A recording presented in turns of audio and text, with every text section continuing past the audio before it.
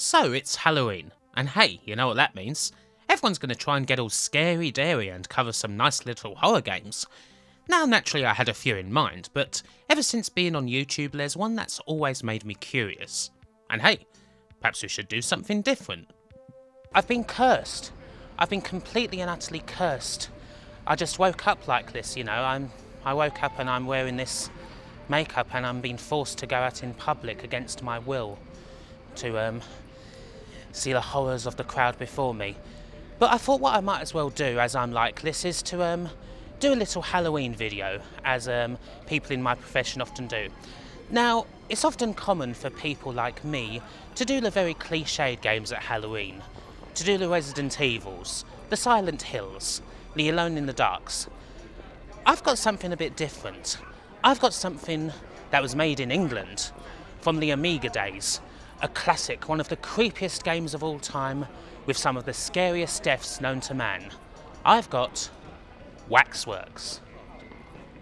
So, Waxworks, a 1993 game for both the Amiga and PC, released by the aptly named Horrorsoft, a sub-label of AdventureSoft.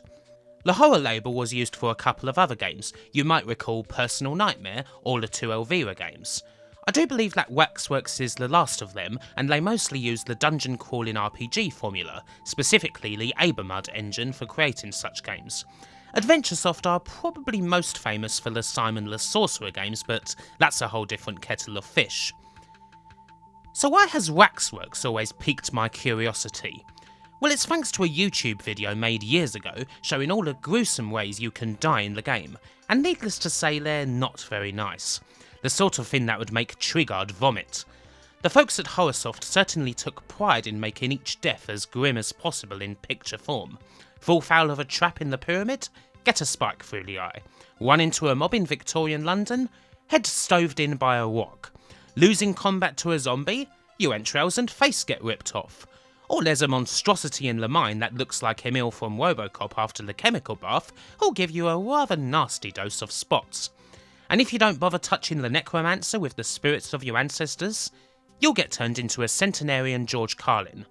It's quite nasty and not for the faint-hearted, and I always end up watching the video every now and again without ever actually playing the game.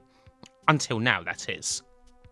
The games of Horrorsoft have always been known for their horrifying deaths. The likes of Elvira and Personal Nightmare featured all manners of decapitations, annihilations, and eviscerations.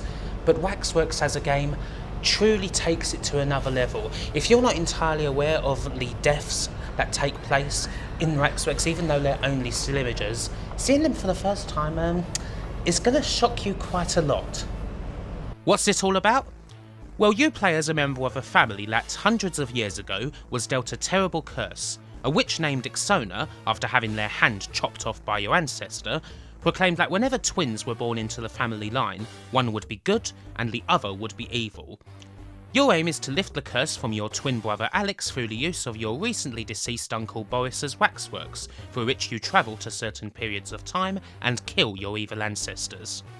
Boris can help you out via the means of a crystal ball, while the Waxworks themselves are dutifully guarded by his brick shithouse of a retainer, who'd probably have a good chance if he went in there himself. He's certainly good at shoving you out of the way. With the items you gain from each period, you travel back to the fatal moment and kill the witch before she delivers the curse, erasing it from existence. A bit of Alter Beast here, very nice. Now it's kind of weird with Waxworks, much like our poor old Greek centurion protagonist in Altered Beast. You kind of start every storyline in a totally normal state. If you don't get any weapons in the maze that starts every level, then you're going to have a lot of trouble surviving. You gain levels through walking around, through getting those weapons, solving little bits of the puzzle here and there, and gradually getting levels to survive. But you've got to be careful because those levels will not last after you've finished that one adventure. Waxworks is actually 4 small adventures in one. There's an ancient Egyptian pyramid level where you save the princess from the High Priest of Anubis, a stroll in Victorian London on the hunt for Jack the Ripper, a stage in a graveyard against a necromancer who tortures your ancestors for fun, and the mines where your brother has turned into some horrific plant-based Lovecraftian nightmare. Each adventure is entirely self-contained. You don't need items from one period for another one, you must finish a period in its entirety once you commit to it, and your combat level does not carry over, so it doesn't matter what order you take the Waxworks in at all. That said, there are notably harder ones to pull off.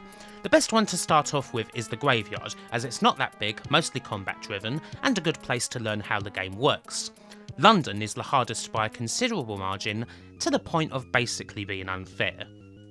It is quite appropriate that the game would deal with things like Waxworks. Certainly the settings, ancient Egypt, Victorian London, mines and all that, are very appropriate, the sort of settings you would expect to find in Waxworks when you think of the first Madame Tussauds exhibitions from around about 1805 or so, it might be totally wrong on that date, and the Chamber of Horrors, things like Jack the Ripper's shadows, all the murderers that used to be in there, at least before they closed that down because people got scared. So, there is a certain connection between Waxworks and this country that gives the game of Waxworks a certain British Hammer Horror-esque feeling that is very welcome and quite different. The good thing here is that each zone does offer a very distinct challenge. The dungeon crawling fan will love the Egyptian stage, for example. It's 6 big levels of a pyramid filled with traps, tricky combat, and the game's toughest and best puzzles. The mine is the one stage where you get to commandeer and interact with NPCs the most, as there's quite a lot around. London is something different in that it's more of a stealth stage. It's big and you don't have a fight until the end, so you're always having to evade policemen and the mob, both of which equal instant death if you bump into them. The Graveyard, as mentioned, is mostly combat with a couple of simple puzzles and traps to avoid, and works fine as a sort of tutorial stage. All the levels have their unique challenges and settings. I mean, obviously there are certain things that you would expect with the Amiga that you do get in Waxworks that aren't necessarily the best thing. The combat is repetitive and annoying. The graphics are kind of dirty, and yes, the floppy disks can at times be quite an annoying thing to deal with. The mazes in the game can be, how shall we say, annoying. The puzzles can be entirely based in moon logic at times. But despite this crap factor in the game, if you play it and get into the atmosphere, switch the lights down low and all of that, there is something in there that you can certainly love. On the whole, yeah, it's tough. Map making skills will be essential in some stages, so hopefully you've got some graph paper handy. The puzzles and finding items can sometimes be annoying, such as trying to find the one iron railing that sticks out in the graveyard, or the one crate in the warehouses of London that contains some tea, even though it looks like every other bloody crate. I highly recommend switching to the compass in every stage, as it's at least something you can use. There's two sides of looking at this design. An annoying thing about Waxworks is that the levels do look rather samey, with not many landmarks around, and so it's very easy to get lost. Especially in London, where you're going to spend a lot of time running away from coppers and not caring where you go. The other side of this is, perhaps the game is meant to be highly disorienting, to almost leave you delirious for a long time, wondering where on earth you have to go and fearing that the next step might just result in your horrific demise. The music also contributes to this. It's not good as such, but it is kind of hypnotic, especially that damn Egyptian music. This is one of the reasons why, for once, this adventure game is actually much better on the Amiga as opposed to the PC.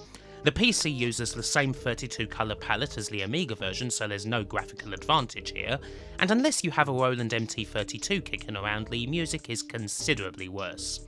The Amiga version does have 10 discs, but floppy switching isn't actually that big of a problem here despite that. The only annoying thing is that when you die, the death screens are occasionally on separate discs. This can be a pain unless you're playing on WinUAE and using save states, which, in all honesty, is probably the best way to go with this game. While the game certainly does have some technical problems, I will say that the interface is spot on as far as these games go. The key to enjoyment really is looking past the annoyances and getting into the atmosphere, which this game certainly has. It may only be a 32 colour deal, but the dirtiness of these graphics really shines through. It's the sort of thing that you can almost imagine would only come out of an Amiga, and it does work. In the right mood, this can be a scary game. A lot of the deaths can certainly make you feel somewhat queasy, being so graphic. It might be flawed, but yeah, it's got something. A certain hook that makes you want to keep at the dungeons, no matter how lost or delirious you may become. Shame I didn't have it back in the day, really. The bad taste shouldn't really be playing this type factor would have made me love it even more when I was 10. But even in 2017, there's life and terror in this old dog yet. So what to say about this game? On the whole, it's probably the best of the 4 Horrorsoft titles. I think it's a lot more interesting graphically than the other 3 by a long way. I'm generally not good at dungeon crawlers, but I can actually play most of this one. There are some definite problems, the aforementioned navigation, and the very clicky and quite dull combat. Zombies in the graveyard stage, for example, which require the hacking of limbs off immediately, can just get quite boring when after that you're simply cutting at the zombie's neck for ages while they hopelessly swing their stumps at you. Do I regret playing it? Not at all. On the whole, I think it's perfectly alright. It's actually fairly accessible as far as these games go, although for God's sake do save often, and with extreme prejudice. Unless you like taking one wrong move, getting an arrow in your nipples, and having to start all over again. The game was not a success on release from all I can gather. The main Amiga mags of the time generally gave it quite average reviews, and the label went back to more traditional fare once Simon the Sorcerer became a hit. As creative as the game was, it was never going to be something for everyone. And yet, thanks to an old YouTube video showing off some of the game's horrors, it has earned something of a notoriety. And at this time of the year, it's certainly a game I would recommend if you want something different.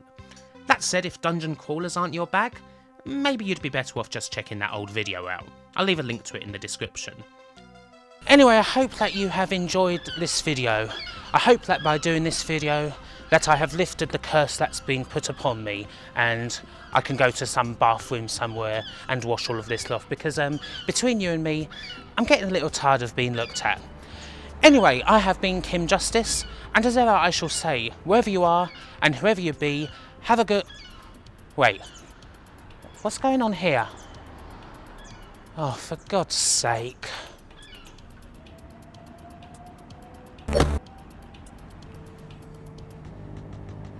You just can't go anywhere these days. Bye for now. I'd like to thank my friend Dan for helping me film this video, and also to Beso in Southend for allowing me use of their shop.